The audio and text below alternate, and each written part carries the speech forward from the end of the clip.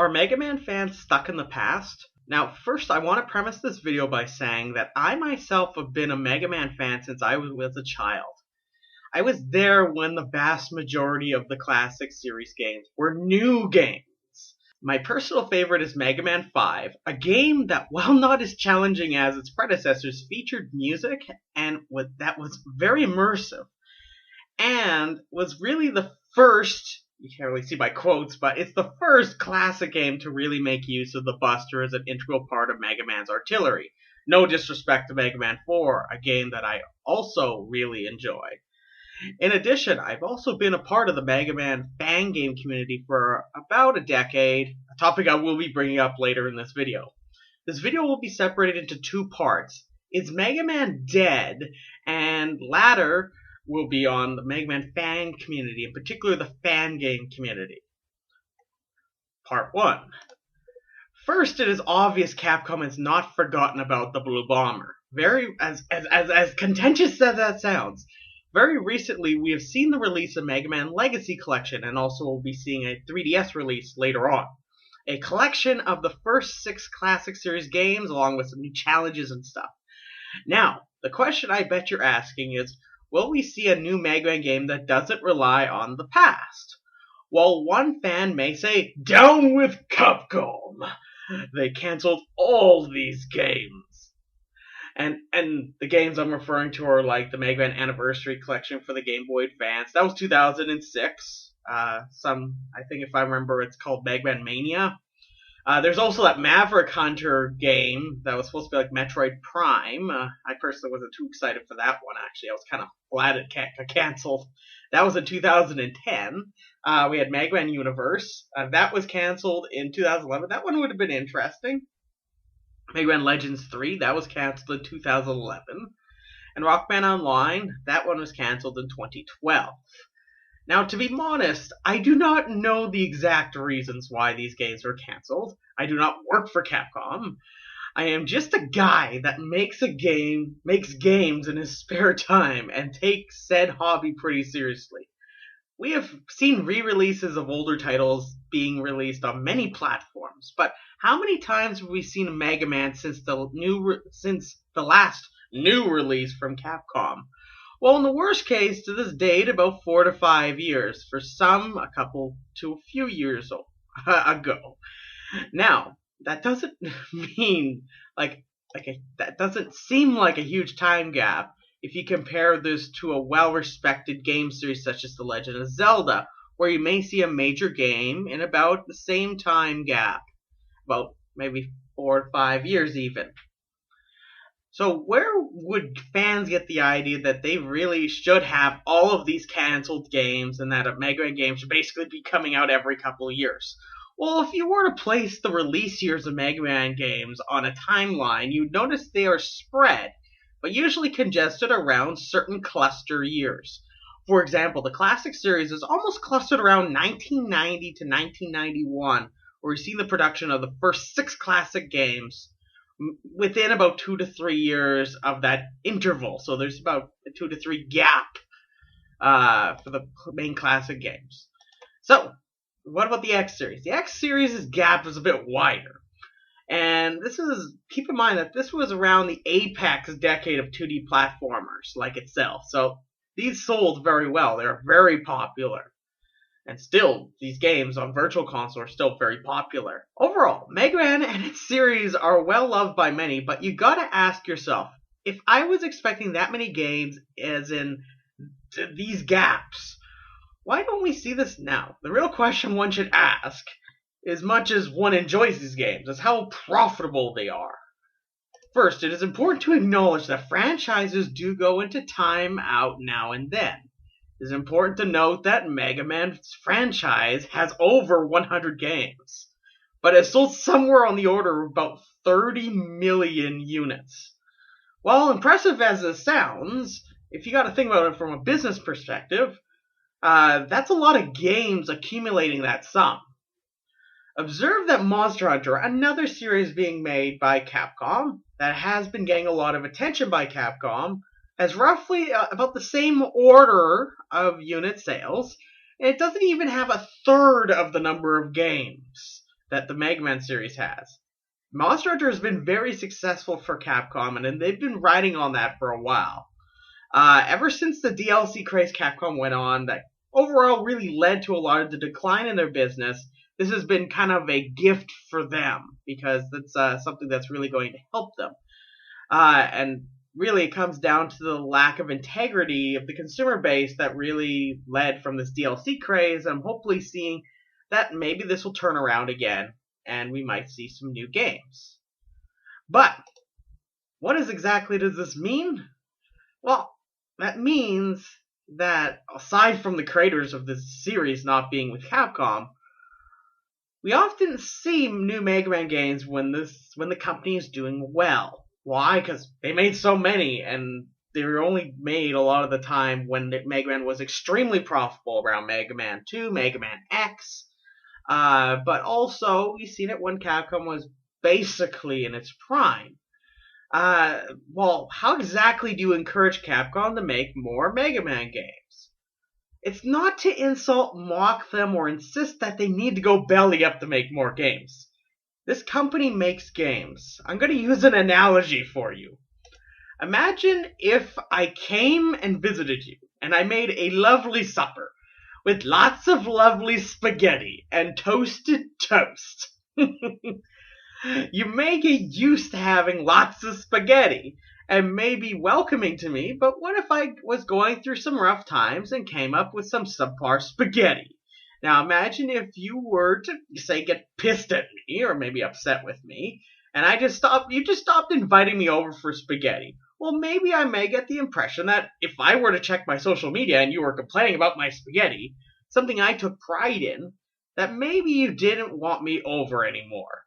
That's what I see Mega Man fans do quite often, and still expect new Mega Man games. Now, first, I am, of course, not saying that you should bow on your knees to Capcom. They're a business. You buy things from them if you like their work. But if anything, from what I've received personally, even just for making fan games, I could see why they're testing the water with Mega Man again, but also at the same time why they may be hesitant. But we'll see what the future holds. With this, I cannot forget to mention that many Mega Man fans these days were not there when many of these new popular games at the time were, in fact, like the ones I'm talking about, Mega Man X. Yeah, that sounded funny. When Mega Man X, Mega Man 2, when these games are relatively popular, were brand new. But they come from an upcoming new generation, and they're able to play these on Virtual Console, say various collections like the Anniversary Collection, or even on ports, like several ports of these games. It's important to understand that in order to get new games, you have to support the company that brought you them. Remember, you want to make lots of spaghetti. Remember, I want to make lots of spaghetti for you, and not have myself be toasted toast. Hold Capcom accountable, but don't turn them into some sort of villain. It makes you look entitled. And personally, we should be happy that even Capcom, in its financial struggles, even gave said games, when they could have just appealed to their higher selling games. It's clear that Capcom loves Mega Man. Why do you think they even give you things from their beloved series if they didn't? Heck, we've even seen cameos of Mega Man in other Capcom games. Some good, some of more recent ones, more lovely. Some maybe not the greatest, but the key thing is that we're seeing Mega Man, and we've even seen him in new, like these Nintendo games such as Super Mario Maker, Super Smash Brothers, and we're also expecting a new cartoon of Mega Man in 2017. We shall see what the future holds, but one thing that should be clear, and something I could advise, is to remember that Capcom is a business, and if they will feel a need if someone's interested. I personally see the pushback from Mega Man fans, and many take a very sour approach, which I will be addressing next. Part 2. First, Mega Man isn't dead. Mega Man has been very much kept alive by Capcom, but also from the fans. Mega Man fans, including myself, have been passionate about Mega Man and keeping it interesting. I will entwine this discussion with the development of fan games, something I'm very experienced with in terms of people participating and those involved. Mega Man fan games have a very powerful way for fans to express their joy of the series, and fans have an overall enjoyment with these things. They're free after all. If I'm wrong, do correct me, but Capcom, to the best of my knowledge, has not been overtly against fan games. So let me switch gears to a discussion of fan games in general, and I'm going to kind of juxtapose these two things.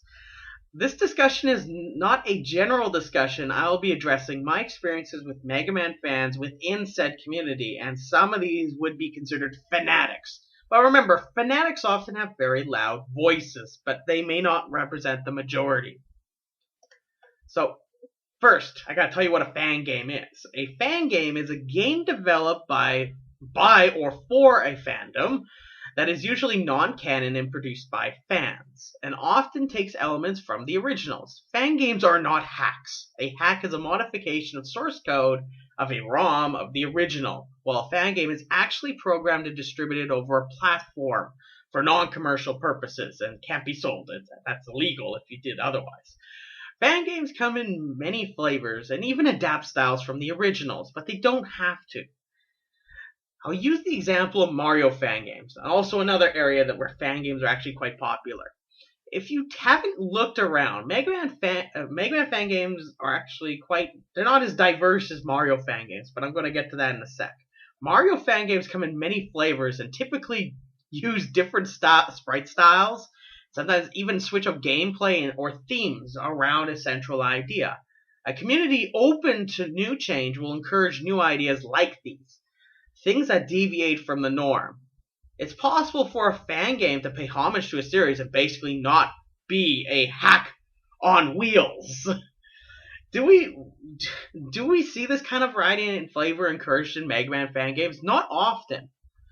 There is a very small pool of fan games, including my own, that try to deviate from the norm and face pushback from these small fanatical subsets of the Mega Man fan game community, or even the fan community, even when new or original ideas are presented, while even respecting the source material.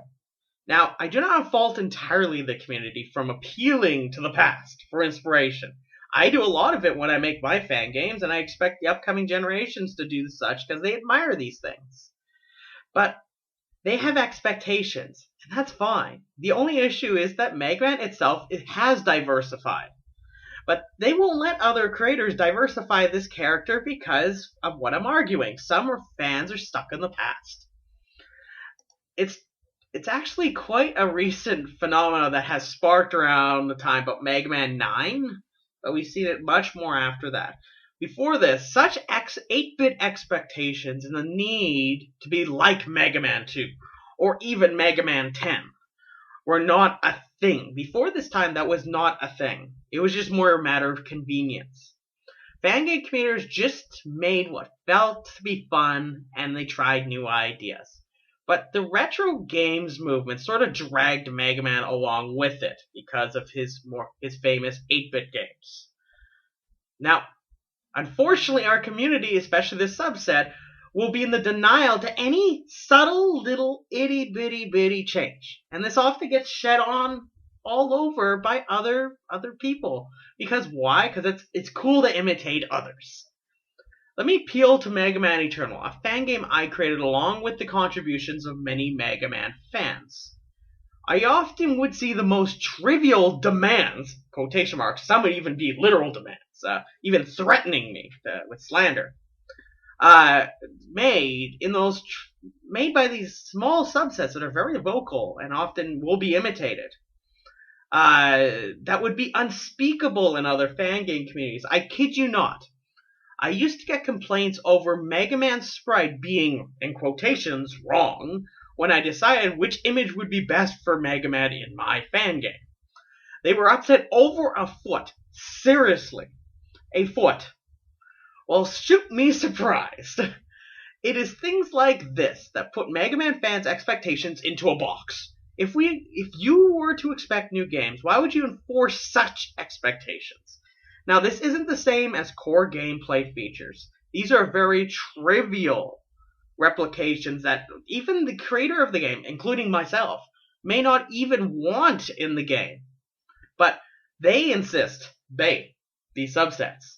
They insist that they have to be there, restricting the force of creativity through making such fan games that could popularize the fan base. Basically, they become the antithesis of new creations within said communities. Fans are happy to get new games, especially for free.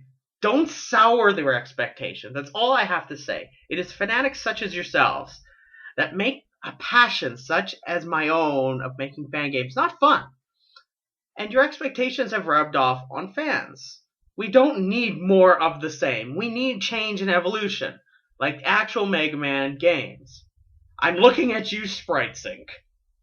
A group that has actually harassed me with such demands for close to a year and has soured my outlook on some outlets and some subsets of the Mega Man fandom, which is very unfortunate because there are a lot of genuinely good-natured Mega Man fans. Now, let me reel this back in. Mega Man fans are very passionate about their enjoyment of the series. Even in the light of much pushback from these subsets of fanatics, many Mega Man fans enjoy change and have told me this by, of course, playing said fan game. And while fan games don't need to be perfect, no game is truly perfect, and of course such a metric is subjective. Sometimes change is worth exploring. I hope more fan game creators embrace change. Unfortunately, I haven't seen too much of that with fan games such as, Mega Man Super Fighting Robot, which was more of the same when the bar was already pushed by other fan games. But overall, it's still not a bad fan game. It's just that we need more change, more evolution, and more homage with doing so. Fans will embrace change if you let them enjoy it. And unfortunately, some of these subsets just don't want Mega Man fans to enjoy these things. They will shut out discussion and instead be condescending and quite abrasive with people rather than having civil discussions about what they like or what they don't like. Fans will embrace it if you let them. New ideas are welcome. It sends the message to actual developers that have genuine interest in making these games that you want something new rather than just some retro polish up like Mega Man 9 or 10. So let me bring to this question again. Are Mega Man fans stuck in the past? Perhaps. Some are indeed, as I've outlined. But some, I think, are prepared for something new. And I hope so, too. If you want to see what simple change could be, let's look at one of the most beloved video game characters in history, Mario. Do you think all Mario games are the same gameplay-wise? No, many make changes and were integral into the evolution of the series. If it's good enough for Mario, can we let Mega Man do the same? The official ones definitely do, and unfortunately everybody, and I expect with the pushback from newer generations, we're losing that. And I hope to encourage more of that new feel, and we don't lose anything nostalgic from doing so. I love the old games, and I'm sure many do. Maybe a bit of us is stuck in the past with our nostalgia. But how can we expect Mega Man to play like he did in 1991 when platformers have evolved quite a bit in pace and design since then? That I leave for you to think about. Thank you very much for watching. Have yourself a beautiful day, and I encourage you to discuss this in the comment section. And be sure to subscribe for more Mega Man Eternal 2 updates.